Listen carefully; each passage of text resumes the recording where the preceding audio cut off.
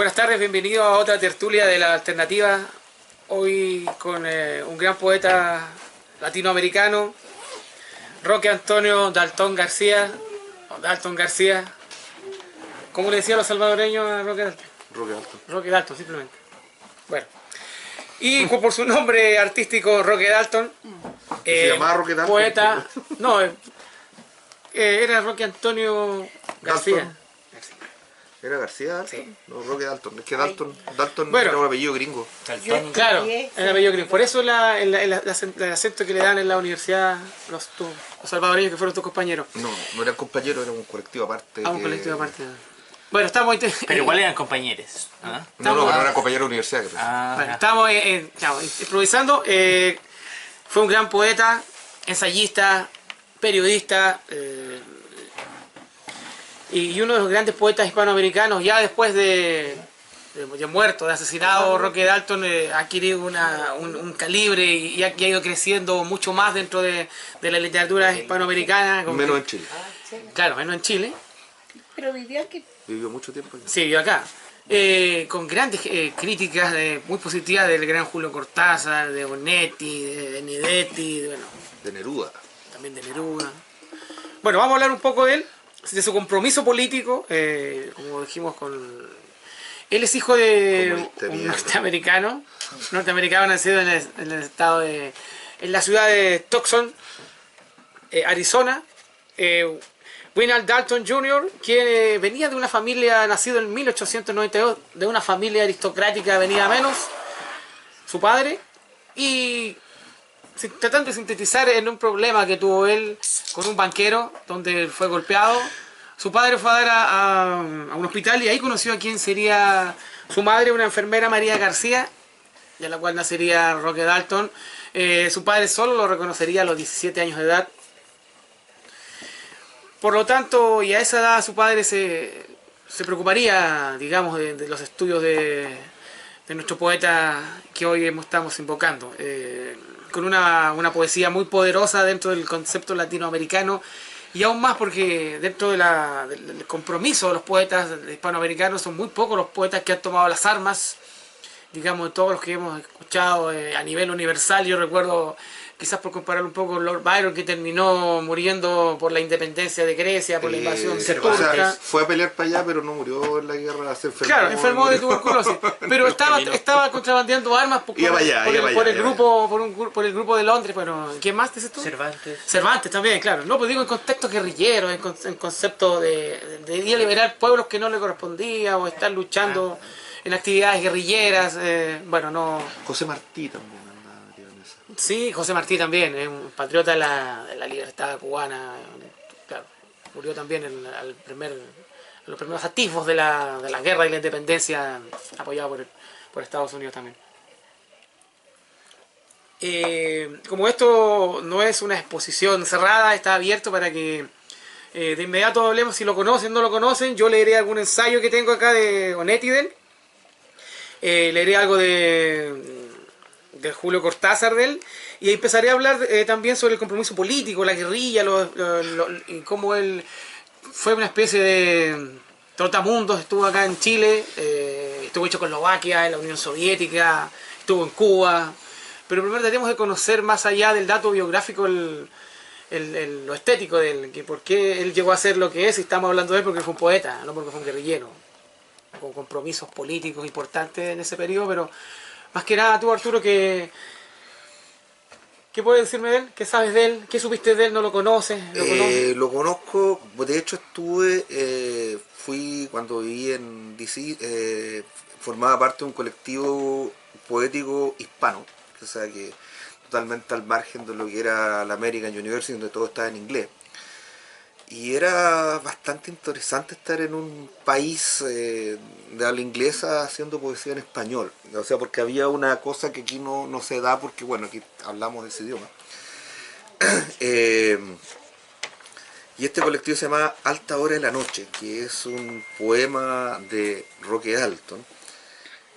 Y cada vez que empezaban las sesiones de Alta Hora de la Noche, alguien leía el poema Alta Hora de la Noche de Roque Dalton, que era: cuando sepas que muerto no pronuncies mi nombre. que de alguna forma es un poema profético porque él sabía que lo iban a terminar matando en un momento dado porque andaba metido en cuestiones donde la gente la matan. Entonces, básicamente por eso. Y recuerdo que para la gente salvadoreña era muy importante Roque Dalton. Y a mí me recibieron muy bien porque yo era chileno. Y Roque Dalton había sido discípulo de Pablo Neruda. Entonces, o sea, tú eres de Chile, que es donde estaba Pablo Neruda, que fue el maestro de Roque Dalton. Era una cosa así como, wow, ¿cachai? Así eres bacán porque eres chileno. Creo que es la única vez que me ha pasado algo así. Entonces, generalmente los chilenos no eran muy queridos afuera por justas razones. Lamentablemente debo decir que por justas razones. Y bueno, yo participé mucho de este colectivo, ahí conocí a Carlos Parada, por ejemplo, a Daniel Joya, que está de cumpleaños, no lo saludé porque me olvidé. Y bueno, se juntaba todo este grupo, que era un grupo que era muy divertido, porque por una parte estaban los salvadoreños de Salvador, que eran los que habían llegado de Salvador, y estaban los salvadoreños que eran norteamericanos, que era gente que había llegado o muy pequeña o que había nacido allá y que para ellos Roque Dalton era la poesía, para ellos Roque Dalton era una cuestión estética, era el lenguaje, pero para los salvadoreños de Salvador, muchos de los cuales tenían calidad de refugiados, Roque Dalton era además un héroe. Era una cosa así de... ¿Por qué era un héroe? Porque era un guerrillero. Considerado. Políticamente era muy importante, aparte de ser un poeta ensayista. ¿Ya? En uno de sus libros que tiene Dalton, que es Taberna y otros lugares, es uno de los libros más emblemáticos que tiene él, demuestra mucho la parte política que tenía en su... lo tenía ahí. Claro. Un Entonces... escritor que sacrifica su ego a un acto muy O sea, no creo que... O sea, como que ya están creo que en pudo haber desuso. sacrificado su vida, pero no su ego. O sea, él de alguna forma buscaba ese final heroico. O sea, hasta alta hora de la noche lo dice. O sea, cuando sepas que muerto no pronuncie mi nombre. O sea, él esperaba morir en esta lucha que era la guerra de Salvador. De hecho, por ejemplo, yo conocí a una persona muy joven, una chica, y ella me contaba que, por ejemplo, un día había un tiroteo en el barrio y que ellos se escondieron en un subterráneo en la casa. Y cuando salieron al día siguiente no había nadie vivo. O sea, esas eran las vivencias que traía la gente que venía de Salvador. Y por otra parte estaba la gente que ya eran norteamericanos, que para ellos igual había que mantener la herencia, había que mantener la lengua, hablaban español. Un gran amigo mío era casado con una gringa, pero la gringa tuvo que aprender a hablar castellano porque para él era muy importante mantener esa herencia. Y bueno, todo esto está centrado alrededor de la figura de Roque Dalton. Y bueno, como te digo, o sea, a mí me recibieron muy bien en esto, eran casi todos salvadoreños, pero me aceptaron porque era chileno y porque Roque Dalton había ahí en Chile y para ellos era como el discípulo aventajado de Pablo Neruda. Entonces era como que Dalton existe gracias a que Neruda de alguna forma le entregó Como su que iluminación. los gringos lo sentían un poco identificados con ellos. No, los gringos no lo conocen. No, nada, Los gringos, nada porque tiene un nombre gringo, pareciera que fuese como de ellos. los gringos en general no lo conocen. Los gringos rara vez conocen a algún poeta que escribe en otro idioma. Neruda es conocido, pero... Y sería, o sea, Cervantes es conocido. Pero en general, curiosamente Pedro Lemebel era conocido y mucho. O sea, Sí. pero... Arturo, pero en el mundo alternativo norteamericano sí se conoce. Sí. ¿A quién? Creo que Dalton, por su relación política. A lo que En el mundo, política, en el mundo sí. alternativo, pero un mundo alternativo... A ver, yo por ejemplo recuerdo haber escuchado una cantante afroamericana, para no decir negra, cantar en castellano, una gringa, digamos, Comandante Che Guevara. Que yo dije, nunca esperé escuchar esta canción en Estados Unidos. O sea, pero es conocido, pero claro, ese es un... A ver, es un mundo, el mundo alternativo del que tú me hablas es un mundo viejo. O sea, un mundo viejo me refiero a la gente. De que, Hoy día, pero... claro, no es un mundo O sea, que te de... referís al blanco hetero No, normado, no, gente a ese bien- obviamente no le interesa. No, no, había gente de todos colores, pero es gente mayor, era gente mayor. El mundo alternativo actual norteamericano Bueno, se divide, por un lado están las políticas identitarias y por otro lado está la gente que está en contra de estas políticas universitarias, o sea, perdón, identitarias. Por un lado ahora tienes, por ejemplo, el mundo alternativo, está la Dark Intellectual Web, que básicamente es una serie de youtubers, digamos, de los cuales yo formaría parte, excepto que hago mi canal es en castellano, que son gente bastante preparada y que está diciendo lo que no se dice en la universidad, lo que no se... pero es con un interés mucho más contemporáneo. Ahora sí, por ejemplo, hay una crítica de la vieja izquierda a la izquierda actual. O sea, todo este asunto de las políticas identitarias, la izquierda tradicional la considera, oye, ¿de qué están hablando? Este no era un tema de género, este no era un tema de raza, este era un tema de clase. Porque estamos hablando de cosas que nos distraen. Que se combinan, Ya. una mixtura. Bueno, sigamos con ya. El año 53, nuestro Roque Dalton, que acá tenemos uno de los libros más emblemáticos, Taberna y otros lugares, termina lo que es el bachillerato o algo así como, hoy se pudiera entender allá en El Salvador como una preparación, entre cuarto medio y preparación para ingresar a la universidad. Quinto medio. Quinto medio puede ser. Y su padre lo apoya para venir a estudiar Derecho a Chile, porque a Chile. La fama que tenía la Universidad Católica, en la Escuela de Derecho era muy grande.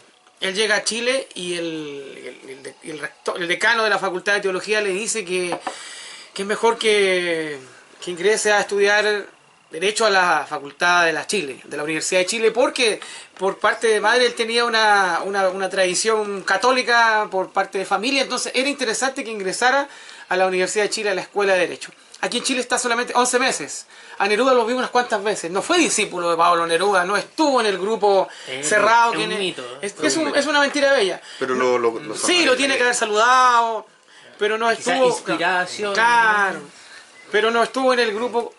Pero no estuvo en el grupo La Chascona con Bolodia, con Teler, con todo... Con todo tu amigote del Partido Comunista de mierda. Bueno. Sí, aquí en Chile conoció... Ahora ese es el juicio. Aquí en Chile... No, juicio, un comentario. Perdón. Aquí en Chile sí, él tuvo cercanía al marxismo. Aquí en Chile él conoció el marxismo en la Facultad de Derecho. Aquí en Chile sí, había mucha gente de la Jota y teóricos del marxismo que le enseñaron las primeras cualidades del manifiesto comunista. De hecho, cuando él regresó a El Salvador 11 meses después, él se fue con la base teórica que aprendió aquí en Chile. La base teórica de los poetas chilenos que eran muy comunistas y muy estalinistas en aquella época. Y ahora no. No, ahora no. Y leninistas más que stalinistas, yo creo. Claro, también. Y Sí, leninismo. marxismo. Leninismo. Bueno, aquí hay una reflexión que dice: me puse en contacto con los comunistas en Chile. Tuve amigos comunistas y al principio sin saber lo que eran. Luego un poco tiempo, más de conciencia, por lo menos di un paso en avance en Chile. Y de católico conservador pasé a ser un católico progresista, un social cristiano. En ese momento esa corriente de pensamiento en Chile me pareció sumamente atractiva. Al final terminé siendo comunista a mi regreso a San Salvador. Acá en Chile él conoció a don Diego Rivera, el gran muralista. Él estaba haciéndole una entrevista a Diego Rivera. Y Diego Rivera le pregunta a él si él era marxista. Y claro, y nuestro querido Roque Dalton le dijo que no conoce, tiene ya solamente 18 años, por lo tanto no captaba mucho. Y Diego Rivera, supuestamente él dijo, entonces usted tiene 18 años de ser imbécil. Y después él se molestó, claro, pero al regreso a Salvador entendió lo que le quiso decir. Durante esos periodos él no te conocía porque había muchos jóvenes más niños que él que sí sabían cosas relacionadas al manifiesto comunista o a cosas políticas y más comprometidas. Y tal Rato Salinas, por ejemplo. Claro, tal Rato Salinas. Y fue expulsado. Bueno, después de 11 meses de estar en Chile, regresó a El Salvador y se incorporó en la Universidad de El Salvador. Aquí estudió Derecho durante 11 meses, volvió a la facultad, ingresó a la Facultad de Derecho de El Salvador a estudiar de nuevo. Y ahí tuvo contacto de los círculos estudiantes, porque el Partido Comunista en El Salvador no estaba aún, era una nebulosa que estaba en formación. Ingresaría a un partido comunista que con el paso del tiempo se dividió, una parte de ello que era considerado burocrática y otra parte que quería la lucha armada, y él quedó, Roque Dalton quedaría en ese bando de la lucha armada. Y bueno, ingresó también a trabajar como redactor en periódicos, en revistas, y Y de tanto bla bla, quiero, Arturo, que tú leas el poema con que daba comienzo a tu... Ahí está. Anoche. Alta hora de la noche. Ahí Alta hora de la noche. continúa en la otra página. Perfecto. Cuando sepas que he muerto, no pronuncies mi nombre, porque se detendrá la muerte y el reposo. Tu voz, que es la campana de los 5 sentidos, sería el tenue faro buscado por mi niebla. Cuando sepas que muestro, di sílabas extrañas. Perdón. Pronuncia flor, abeja, lágrima, pan, tormenta. No dejes que tus labios hallen mis 11 letras. Tengo sueño, he amado, he ganado el silencio. No pronuncies mi nombre cuando sepas que muerto, desde la oscura tierra vendría por tu voz. No pronuncies mi nombre, no pronuncies mi nombre, cuando sepas que muerto, no pronuncies mi nombre. Con ese poema Toda sesión del colectivo hasta ahora como un mantra. Una especie de mantra, claro. Mira qué bonito. Sole, ¿lo conocías tú?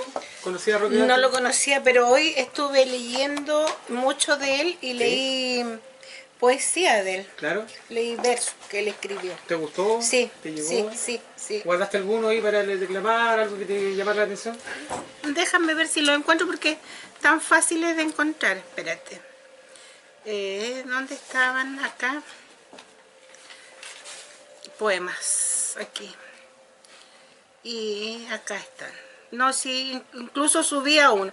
Me gustaron, de los que leí, me gustó algunas nostalgias, arte poética y como tú. Algunas nostalgias. ¿Puedes declamar algo ahí? Sí, vamos a leer aquí, mira. Están escuchando. Me gusta porque me gustó mucho porque no es el poeta que escribe, Dios mío santo, y no sabe dónde terminar. Él escribe, Conciso. es conciso, ¿ya? Bien. Entonces dice así. Encallecido privilegio este orgulloso sufrir. No se rían. Yo, que he amado hasta tener sed de agua, luz sucia. Yo que olvidé los nombres y no las humedades. Ahora moriría fieramente por la palabrita de consuelo de un ángel, por los dones cantables de un murciélago triste, por el pan de la magia que me arrojara un brujo disfrazado de reo borracho en la celda de al lado. Lo encontré genial. Y acá hay otros que también, ¿cuál les dije que me había gustado? Arte poética también. Arte poética. Sí, espérate, déjame volver atrás. Aquí. Arte poética. 1974. Este así, mira. Este lo subí hoy día yo al Face. Poesía. Perdóname por haberte ayudado a comprender que no estás hecha solo de palabras. Lo encontré genial. Y el último, como tú.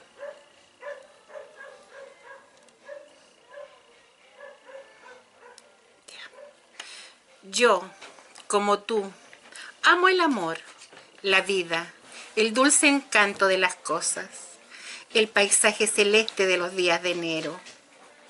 También mi sangre bulle y río por los ojos, que han conocido el brote de las lágrimas. Creo que el mundo es bello, que la poesía es como el pan de todos, y que mis venas no terminan en mí, sino en la sangre unánime de los que luchan por la vida, el amor, las cosas, el paisaje y el pan, la poesía de todos. Qué bonito. Querido Álvaro, ¿tú conocías a Roque Dalton? No. Y tengo una deuda. ¿Una deuda pendiente con la sociedad? ¿Con la poesía? No con Roque Dalton particularmente. Se hablaba. De hecho, lo que recuerdo es que hay gente que no está muy cercana a la literatura, pero sí a la política. El Roque Dalton era un puente que hacía de alguna forma Y eso recordaba y por eso tengo mucho respeto también, porque quizá hay gente muy comprometida políticamente que no está cercana a la literatura, pero autores como ellos Claro. le dan una amplitud, otro discurso, otra retórica a los políticos más puros. Entonces, sí, eso es lo que tengo como recuerdo. El año 57, Roque Dalton publica su primer poemario, Mía, junto a los pájaros, y se entera de que la Unión Soviética se realizará el sexto Congreso Mundial de las Juventudes Mundiales de Izquierda, la Unión Soviética, el Festival Mundial de la Juventud y los Estudiantes por la Paz y la Libertad. Entonces iban jóvenes de toda Sudamérica, de Europa, de África, de Asia, y ellos con un grupo de amigos reúnen un dinero y parten esta gran aventura de llegar a la Unión Soviética a cualquier costo. Llegan a México, se embarcan en un vapor, la aventura continúa en Madrid, se reúnen con muchos jóvenes que van viajando, ahí se acoplan a un gran grupo y llegan al Festival Mundial, donde los sudamericanos y especialmente los salvadoreños tuvieron un protagonismo. Él de hecho él declama en el Festival Mundial, él conoce a grandes escritores, a Miguel Ángel Asturias, conocen a Graham Greene, a escritores israelíes, a escritores africanos. Maravilloso. Pero el regreso fue lo complicado. Cuando regresan a España son detenidos y comienzan los interrogatorios, que por qué, cómo, cuándo, dónde, qué estaban haciendo en la Unión Soviética. Unión Soviética. Ah, claro, mira, no está ahí. Para ponerle a Nepo. Sí. Este es el himno, claro. Llegando el sexto, el himno de la desaparecida Unión Soviética. Está bueno. Allá conoce también a Juan Gelman, todos con un compromiso político en el sexto Festival Mundial de la Juventud de los Estudiantes que realizaba la Unión Soviética. Y bueno, Juan Gelman, Roque Dalton termina dando los discursos en representación de la delegación de Salvador. Conoce a Juan Gelman, el gran escritor que la Sociedad de Escritores tuvo el privilegio de conocer cuando ganó el premio iberoamericano Pablo Neruda en 2001, 2002, a Miguel Ángel Asturias, a Graham Greene, el tercer hombre. Cuento corto, después de esta gran experiencia para él, que ellos eran muy jóvenes, y al regreso a su querido Salvador, es detenido en España, es interrogado, al regreso porque después llegan a Venezuela y son nuevamente detenidos. ¿Por qué vienen de la Unión Soviética? Son agentes del KGB soviético. En fin, ya al llegar a El Salvador aún son más sospechosos, más aún del mismo Partido Comunista Salvadoreño, que empieza a vencer. ¿Y ustedes quién los mandó? ¿Cómo? ¿Cuándo? ¿Dónde? Espía. Ustedes son espías De la CIA. Claro, al principio eran espías más del maoísmo, después eran espías de la CIA y después al final terminaron siendo sospechosos y granjeándose muchos enemigos por ese viaje a la Unión Soviética. Al final les trajo muchos problemas y sobre todo que bueno, No llenaron el Le trajo formulario más para... problemas que a Caselli claro, cuando fue a claro. la Unión Soviética. de No hecho, llenaron el formulario del partido para ir. claro, ellos partieron en una aventura personal.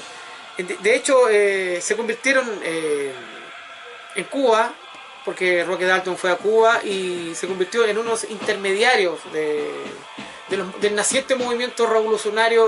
Los cubanos le dieron un contacto porque Roque Dalton quiso entrar en contacto con movimientos con brazos armados de salvadoreños y al principio no lo aceptaron algunos grupos más pequeños, pero los cubanos le dieron todas las ventajas para que estudiara en La Habana algo así como inteligencia. Otros dicen que fue entrenamiento armado, no está bien claro, pero al final se dijo que terminó siendo una especie como de agente del castrismo, lo que terminó que el Partido Comunista Salvadoreño desconfiara mucho. Estuve investigando en varias biografías de él y no hay nada claro si tuvo entrenamiento militar o entrenamiento de contrainteligencia. Que también es militar. No, pero está aquí más relacionado con el recabar información para entregarlo a Cuba. El soldado. Claro, que un soldado... Que un espía. Él también trató de levantar, de darle auge a un levantamiento campesino del año 32 que había quedado como olvidado, ya que ese levantamiento no tenía una teoría marxista en El Salvador, no lo tuvo. El año 32 del marxismo en El Salvador no era muy conocido. Trató de darle un realce, que se convirtiera como un gran hecho del pueblo, de los campesinos. ¿Cómo? Con suerte sabía leer, no sé. Sí, también. La actividad política que él tuvo, en realidad, bueno, con el triunfo de la Revolución Cubana, también con los contactos que él tuvo, los movimientos y la tosudez que él tenía de ingresar a los movimientos de izquierda, se le acusó de una ambición personal, pero dejemos un poco de lado al político y dediquémonos más a la poesía, porque nos estamos alejando un poco, estamos más que nada dando datos y eso, y los datos son datos, y van cambiando según la historia va cambiando, según la vayamos viendo con el paso de los tiempos, la historia se mueve. En el comité central para hacer esas cosas. Es difícil. Sí, claro, dale el... ¿sí? Es difícil de ligar a Roque Dalton de su trabajo, No, claro. de su trabajo poético. Sí, no, claro. Pero como aquí estamos invocando más que nada al poeta, más que al guerrillero, que también es loable, pero es el poeta, claro. Esto es Ahí se de reúne. Taberna y otros lugares, El claro. político Hay un y cruce. y la estética se juntan ahí. Claro. Tan marxista que me salieron. Como decía el Pedro, tanto de comunismo que hablan. Como la siempre viva. Mi poesía es como la siempre viva. Paga su precio en la existencia en términos de asperidad. Entre las piedras y el fuego, frente a la tempestad o en medio de la sequía. Por sobre las banderas del odio necesario y del hermosísimo empuje de la cólera. La flor de mi poesía busca siempre el aire, el humus, la savia, el sol, la ternura. Este otro se llama Como tú. Yo como tú amo el amor, la vida, el dulce encanto de las cosas, el paisaje celeste de los días de enero. También mi sangre huye y el río por los ojos. Han conocido el brote de las lágrimas. Creo que el mundo es bello, como la poesía es como el pan de todos. Que en mis venas no terminan en mí, sino en la sangre unánime de los que luchan por la vida, el amor, las cosas, el paisaje y el pan, la poesía de todos. Hemos tratar de... Estoy que pongo el himno soviético nuevo. Arturo, quizás uno de los datos más complicados es que la guerra civil que sufrió El Salvador fue donde más habitantes, el país que más muertos tuvo a nivel, el porcentaje, ¿sí? Como bien la Gabriela decía que era el pulgarcito de América por ser tan pequeño, que no alcanzaba a tener ni norte ni sur porque era muy pequeño, pero fue donde el índice de la población fue mucho más alto que la guerra en Nicaragua, en Guatemala, que los levantamientos armados que hubieron. O sea, no es mucha la gente que hay en Salvador en realidad, un país bastante chico, de hecho está como al lado de Honduras y un puntito en el mapa, es una cosa que tenéis que ver el mapa con lupa, un mapa mundi gigante, ¿sí? Ahí está Salvador. Claro. Y... O sea, para ellos cuando me preguntaban, un salvadoreño me preguntaba cuánto medía Chile en su parte más ancha, le dije, poco menos de 500 kilómetros. ¿Cuánto? Poco menos de 500 kilómetros en la parte más ancha. 380. Y 177 Claro, es como lo normal. Pero ellos me decían que para ellos 500 kilómetros era una distancia enorme. Así era como que en Salvador entero no tenían 500 Eso le kilómetros. ayuda a Entonces, dimensionar claro, territorio diferente. Como cada cultura es y dimensional. Es un Claro, país sumamente y la geografía. es un país sumamente pequeño y bueno, la guerra fue una cosa terriblemente cruenta y como te digo, la gente se mataba en las calles. O sea, no es como, claro, tú decías en Cuba la gente arrancó la sierra, claro, pero la sierra estaba como a 3 cuadras, te fijas, era como todo muy cerca. Hay una película que se llama Romero, que es de un sacerdote salvadoreño que trató de mediar en esto y bueno, terminaron matando también. O sea, al final mataba a todo el mundo, o sea, una cosa de... Bueno, y por eso, curiosamente el día de hoy, El Salvador no tiene moneda. ¿No tiene moneda? No tiene moneda. No tiene moneda porque ¿Y? Tiene dólar. tiene dólar, claro. Y eso es porque el Producto Interno Porque el Bruto... imperio no existe. No, no es por eso, es porque el Producto Interno Bruto de Salvador está compuesto en mayor medida por las remesas que mandan los salvadoreños que están en Estados Unidos. Entonces llega un momento que andar cambiando la moneda, si lo que traen eran dólares... A la situación medieval. No de creo que haya más dependencia. salvadoreños en Estados Unidos que en Salvador. Yo creo que sí. Como en Irlanda, Sí. que hay más Sí. irlandeses en Estados Unidos que... Yo creo Sí. que, o sea, no sé si más, pero Pero está ahí, está pequeño. ahí. O sea, tampoco es un país muy grande, tampoco es mucha la gente.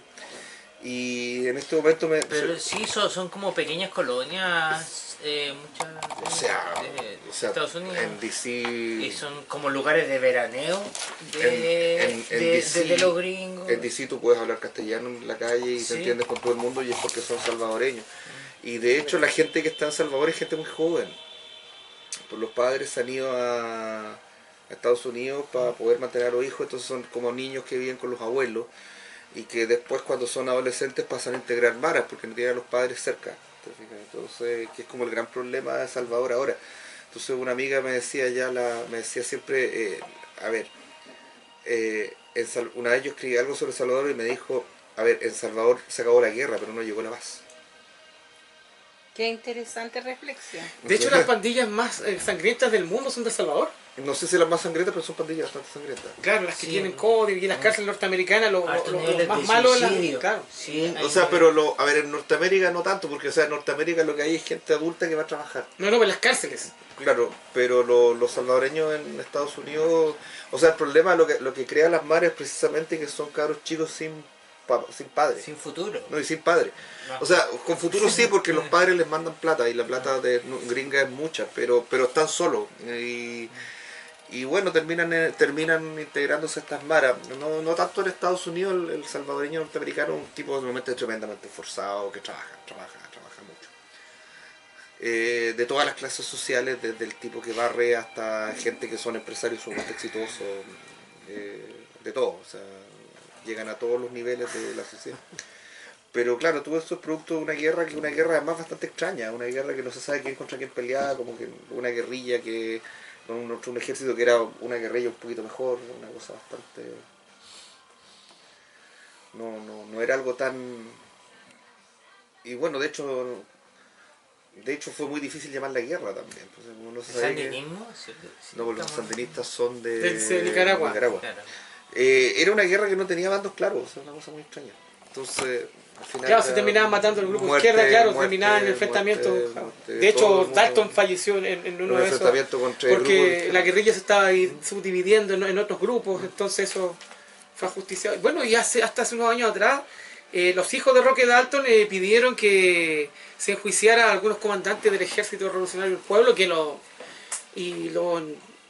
pidieron, dijeron con nombre y apellido, pero el gobierno dijo que no podía pasar como un crimen de lesa humanidad, ya que esto quedaba como un asesinato, un enfrentamiento entre personas y había prescrito, por lo tanto no podían ellos, prácticamente un delito común.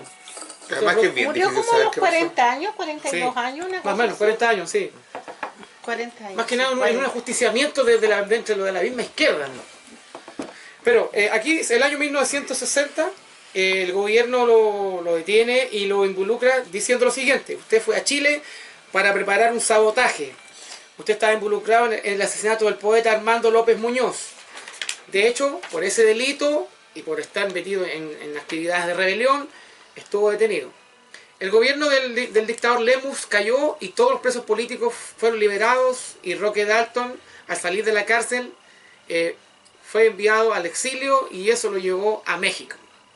En México, en la UNAM, estudió sociología. De hecho, él no se graduó de nada. En alguna biografía dicen que es abogado, pero él... Fue colega. Claro, fue colega, como yo.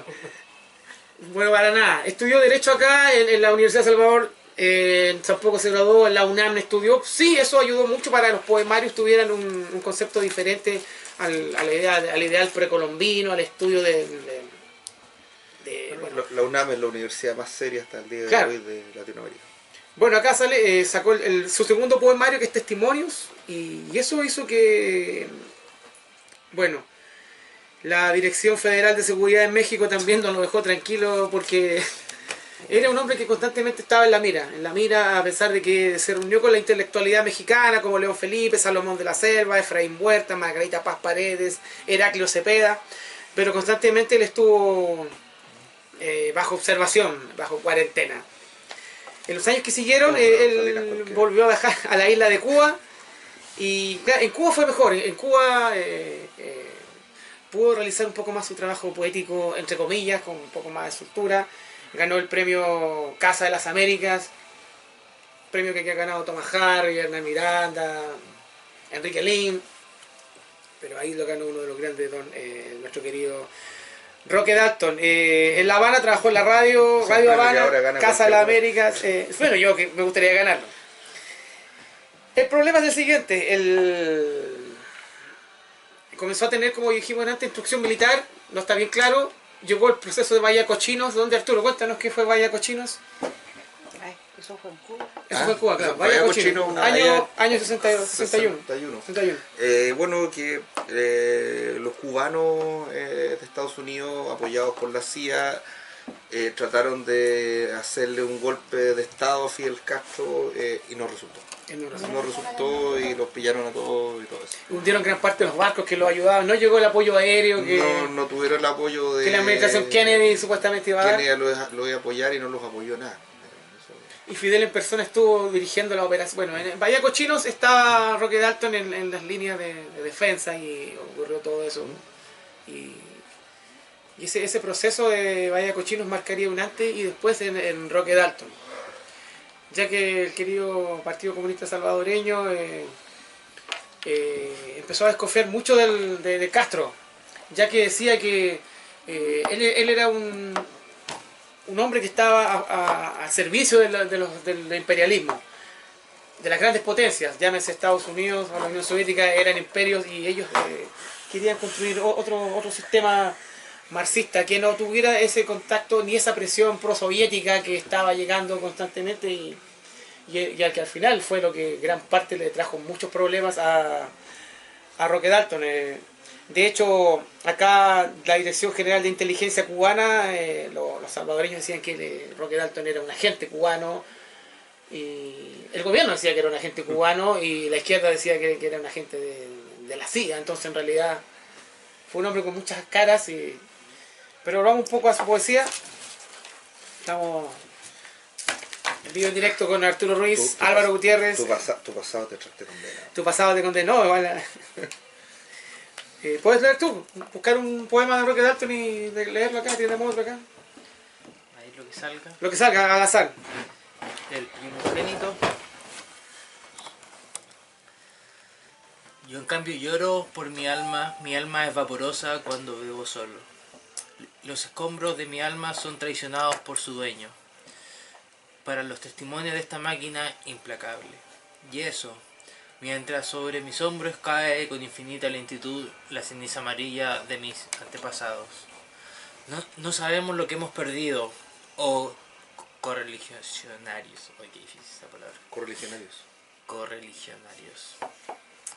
En esto de la marca de Caín, pero tiene que ser la ley o la plegaria con toda seguridad.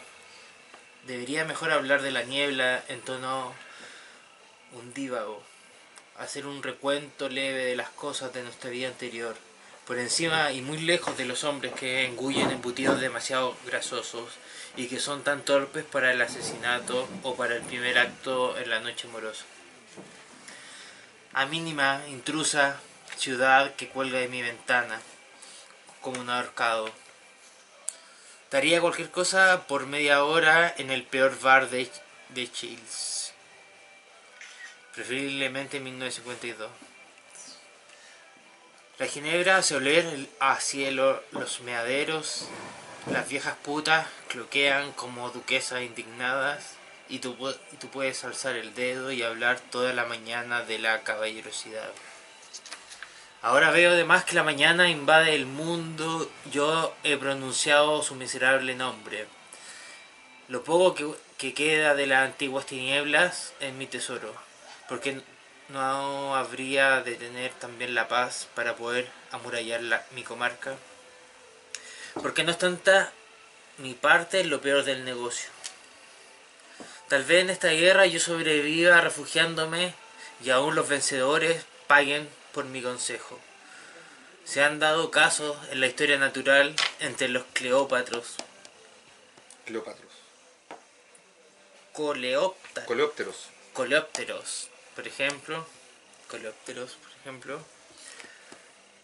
Basta una circunstancia temida por todos, cuando hasta los vicios son tan solo esguinces de la desesperación abrumadora.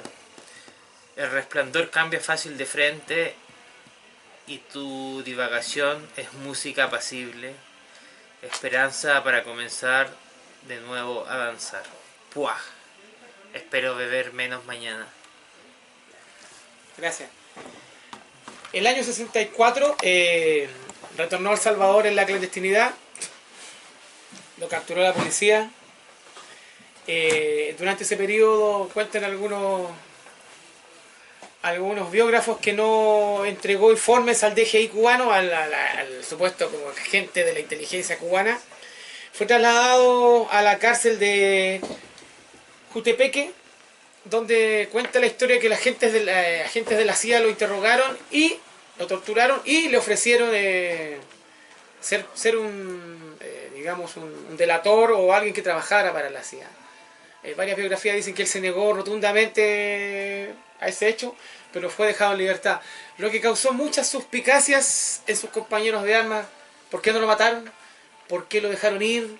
Y eso, aparte de los problemas que ya tenía, él regresó a Cuba, volvió a Cuba, y eso a los cubanos tampoco les dio una buena impresión de que alguien que había sido capturado por la CIA hubiera sido dejado libre. Y bueno, lo que él contó, que él se negó a trabajar para ellos, y bueno, con todas las dudas que quedan en algo que es detenido por la CIA y que tiene un compromiso político tan importante, y alguien también que para esa época también era muy buscado.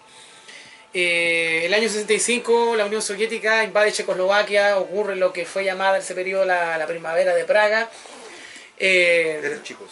Claro, Roque Dalton espera que el secretario general del Partido Comunista Cubano, Fidel Castro, se pronuncie en contra de la invasión, cosa que Fidel nunca hizo, lo que provocó que él y otros intelectuales hicieran profundas críticas al sistema, quedando nuestro querido Roque Dalton en una posición demasiado delicada ante la visión cubana que era totalmente prosoviética. Ahí están las superpotencias reuniendo dinero para el golpe de Estado. Para el golpe de Estado.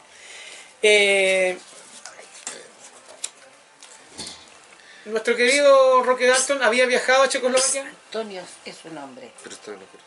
Antonio, buscan aquí. Buscan. Viaja a Checoslovaquia. Roque Dalton va a Checoslovaquia. Allá conoce al sindicalista Miguel Mármol, con el cual trabajaría este libro. ¿Se vende? No, justo desapareció. No, ese no se vende, no te lo van a vender ni cagando. No. Sí, mi viejito. Miguel Mármol es un sindicalista que él conoció en un viaje que hizo a Checoslovaquia. Claro, hermano de Pablo Mármol y de José Mármol. Durante ese periodo él hace un pronunciamiento que los intelectuales latinoamericanos y sobre todo esperaba que Fidel Castro tuviera una declaración en contra de la invasión soviética de Checoslovaquia, cosa que el primer ministro de Cuba no lo hizo. Un detalle, lo que pasa es que Checoslovaquia estaba dentro de la órbita soviética, pero tenía una política bastante más abierta, con ciertas libertades, ciertos atisbos de propiedad privada, etcétera, etcétera, y le está yendo muy bien a Checoslovaquia. De hecho, en el libro La insoportable oleada del ser aparece eso. Claro. Y de repente los rusos dijeron, ¿sabes que estos checoslovacos en ese tiempo, porque era un país, ahora son dos países, República Checa y de República Eslovaca, pero siempre era Checoslovaquia. Estos checoslovacos están muy capitalistas y les vamos a poner un tate quieto, y entraron con tanques, una misión de paz de hecho, o sea, porque no fue una guerra, pero entraron las tropas y dijeron, ¿saben qué? Nos vamos a ordenarnos acá y ustedes se van a poner de acuerdo un poco más ortodoxos. Eso es la primavera de Praga. Y cambiaron el gobierno. Y nuestro Partido Comunista, nuestro glorioso Partido Comunista apoyó la invasión a Checoslovaquia. No sé, Sí, nuestros dirigentes de mi partido enviaron, claro, a apoyar, hacer una carta donde Claro, apoyaban lo la terrible de la invasión a soviética. Checoslovaquia era que no se justificaba mucho. Y Guillermo Telés también, cuando murió el padre del dictador de Corea del Norte, también envió una condolencia. Estamos, pero totalmente obsoletos nosotros como comunistas. Bueno, aquí hay algo, aquí hay una crítica que hace Roque Dalton que dice... Roque Dalton, Todo lo contrario. perdón, Roque Dalton escribe acá, dice, todos los partidos comunistas latinoamericanos son sumamente corruptos. Sumamente corruptos. No. Perdón, déjate terminar. Son sumamente corruptos. Pero, si abandonamos estos partidos, otros personajes sumamente más corruptos se tomarán aún más los partidos. Sí. Ah, sí, la corrupción es una cuestión cultural. En la cuestión, claro, son construcciones culturales. Acá, continúo, voy a leer una parte que dice, mientras se encontraba en México, Roque Dalton supo de la invasión de Checoslovaquia, esperaba que Fidel Castro tuviera una declaración de principio en contra de eso, cosa que nunca ocurrió. Pidió la separación en Cuba del Partido Comunista Salvadoreño, se comunicó con sus camaradas pidiendo la separación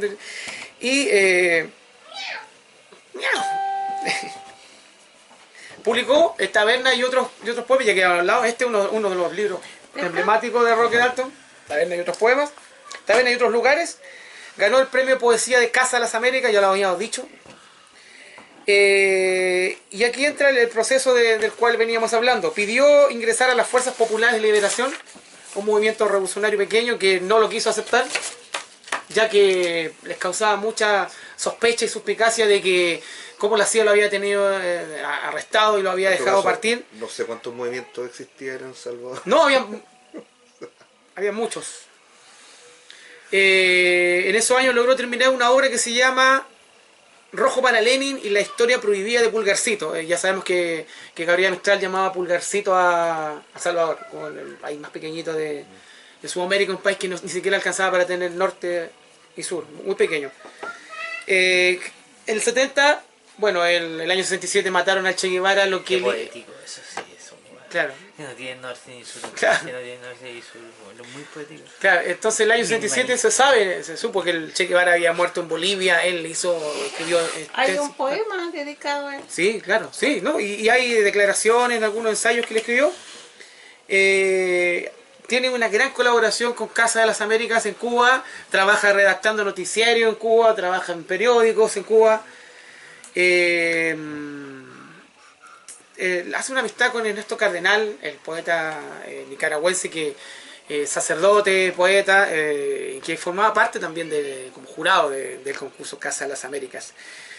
Y que Juan Pablo II le tiró la oreja. Claro, cuenta esa anécdota. Llega Juan Pablo a visitar la...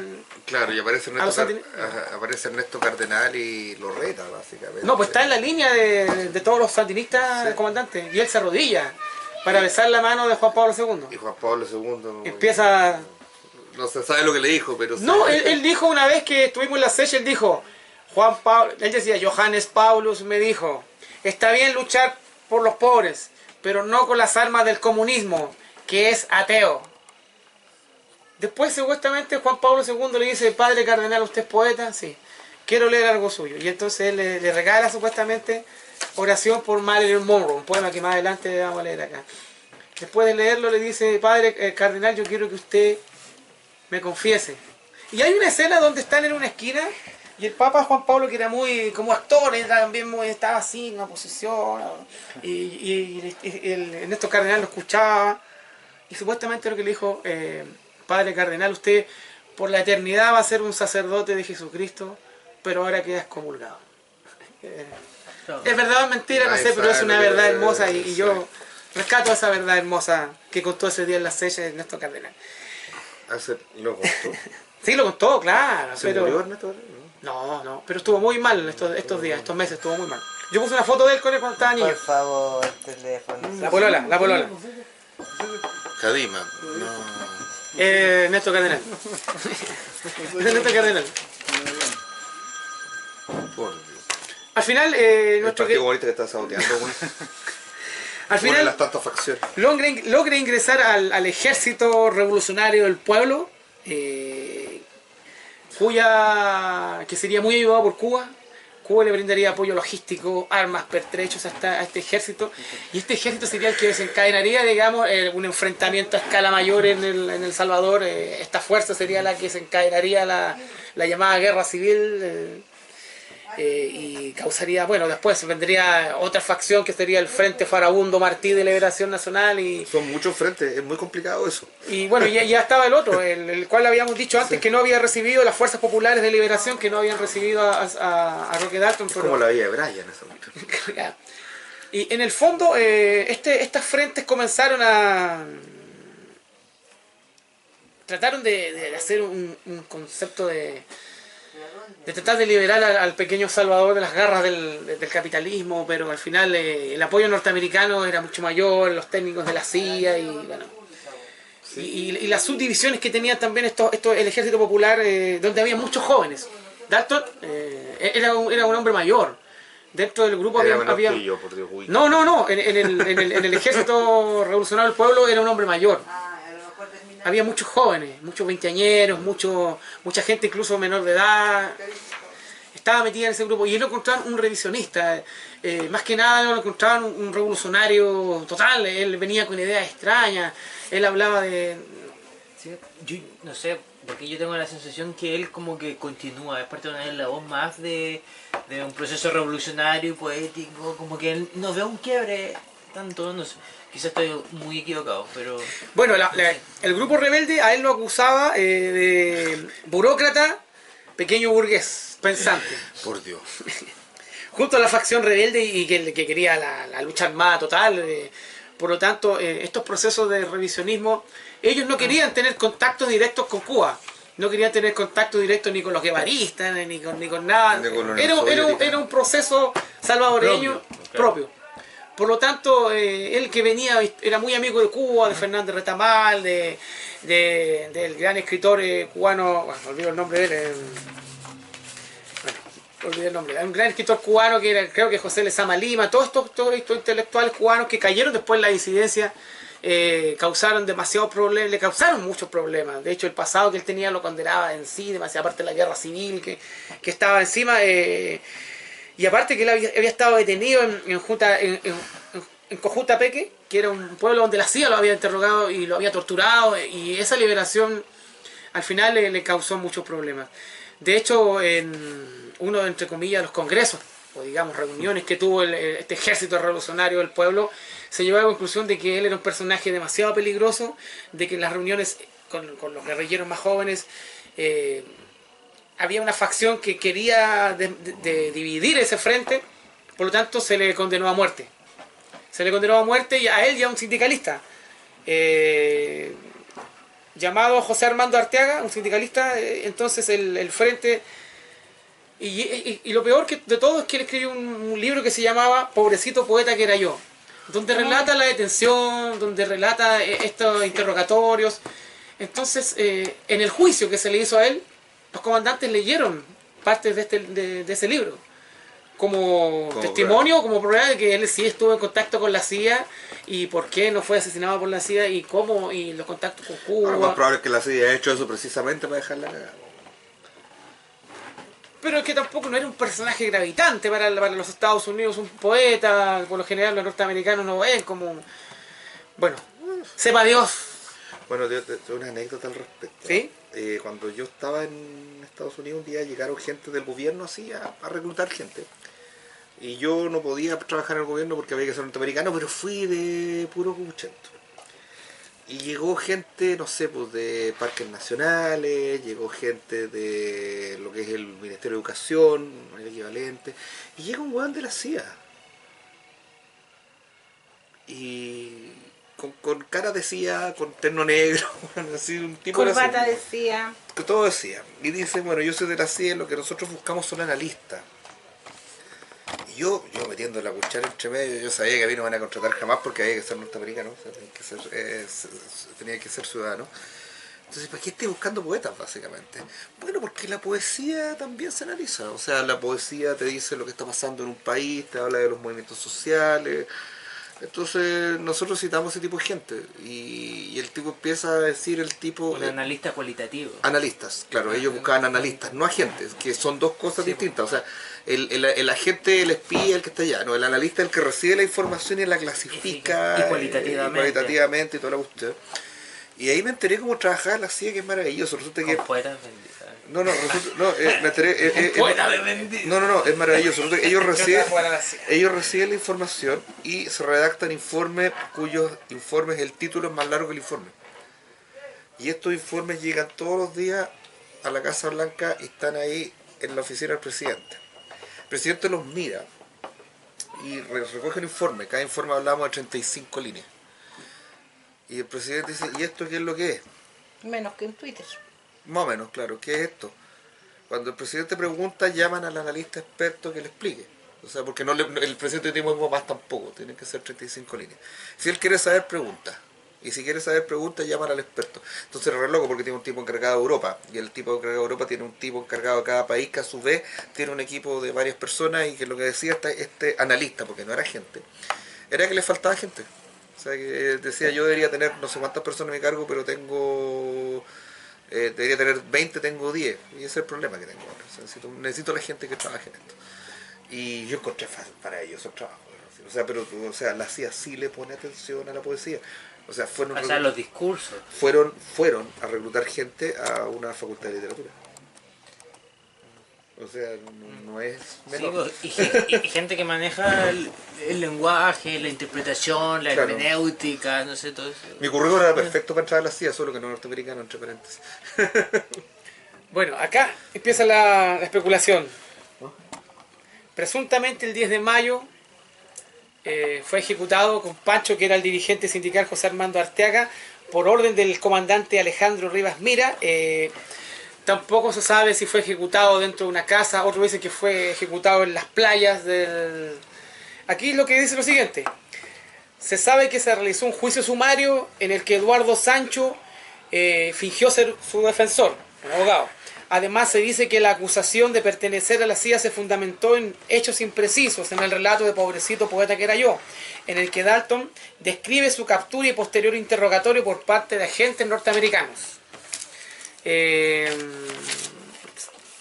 Su familia desconoció el paradero de él, solamente se encontró sus restos en una playa de la zona de restos volcánicos que se llamaba el Volcán Salvador, donde el cadáver de él y de Pancho quedaron por varios días en la playa, y los animales salvajes empezaron a devorarlos, desde cangrejos, desde gaviotas o desde perros que empezaron, esto como muy griego, como los griegos tenían eso de dejar los cadáveres y que las aves de rapiña y los animales empezaron a... Los griegos pensaban que el cadáver insepulto, su alma no reposaba jamás.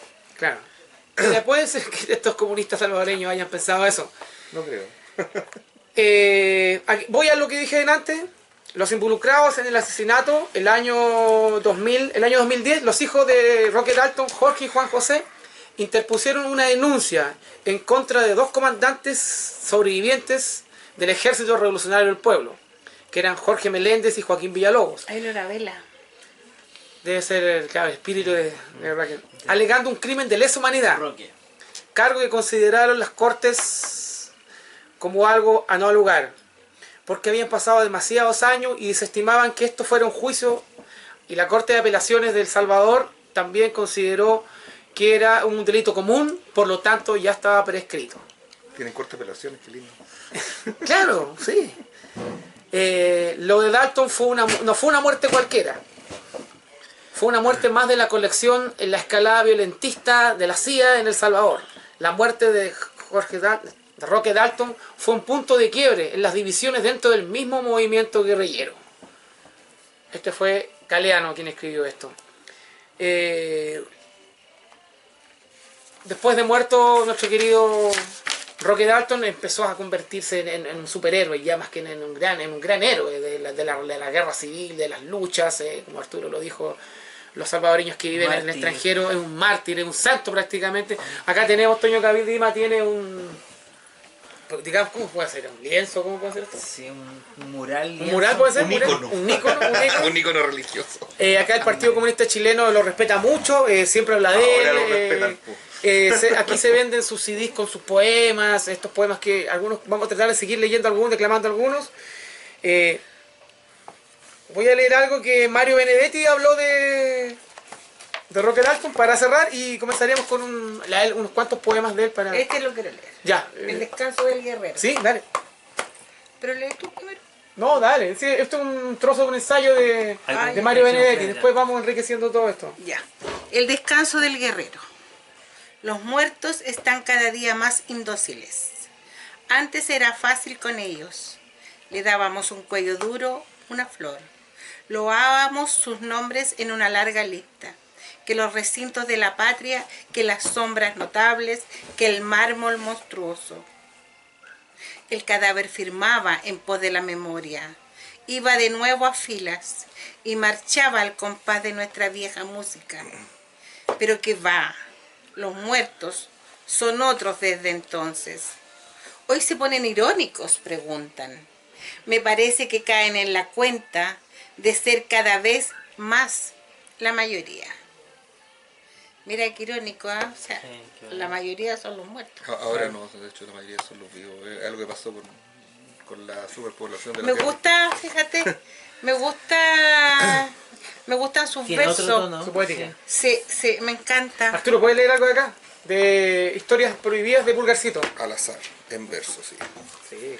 Al juez de Opico, el infrascrito juez y el secretario que autoriza, considerando, además de todos los resultantes que se desprenden de una lectura atenta de los preceptos del Código Penal en lo que se refiere al delito de estupro, de los principios del Código de Instrucción Criminal y de la Constitución Política en lo que se refiere a los derechos de los procesados, considerando, repite, en este caso, razones de lesa humanidad, considerando en la noche de los hechos del supuesto ofensor, Bernabé Lorenzana Zabaleta, y la supuesta ofendida, María Micaela Tobar, hallábanse en idílico paraje de la campiña salvadoreña en los momentos en que la luna azul lanzaba sus ebúrneos dedos sobre la faz del mundo, y desde las raíces de la grama tibia elevábase un humillo aromado y sensual, volando en bucles invisibles por los alrededores de la noche. Y las rosas y los jacintos y los no me olvides silvestres abrían sus corolas a la dulce humedad, y los pajarillos famélicos saltaban de rama en rama cantando su pequeña tristeza.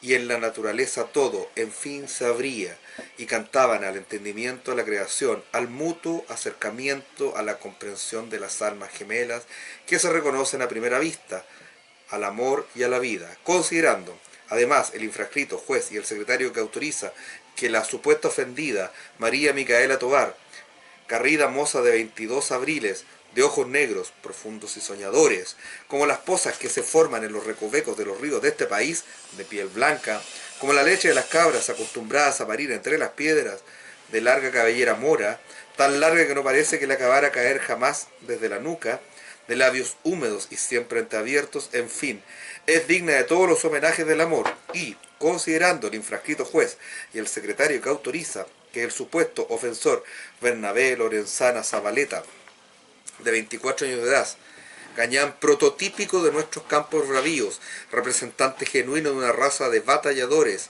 que se iniciara peleando con todo el vigor que otorga nuestra naturaleza exuberante contra los conquistadores españoles, honra y pres de los frutos de la juventud, potencia de alma y cuerpo que la nacionalidad simboliza, y con una virilidad que ya se la quisiera el infrascrito juez y el secretario que autoriza, siquiera para dominguear, sin más, el infrascrito juez y el secretario que autoriza dicta la siguiente sentencia. Absuelve en primera instancia de los cargos por delito de estupro al acusado Bernabé Lorenzana Zabaleta. Así terminamos esta tertulia sobre nuestro querido Jorge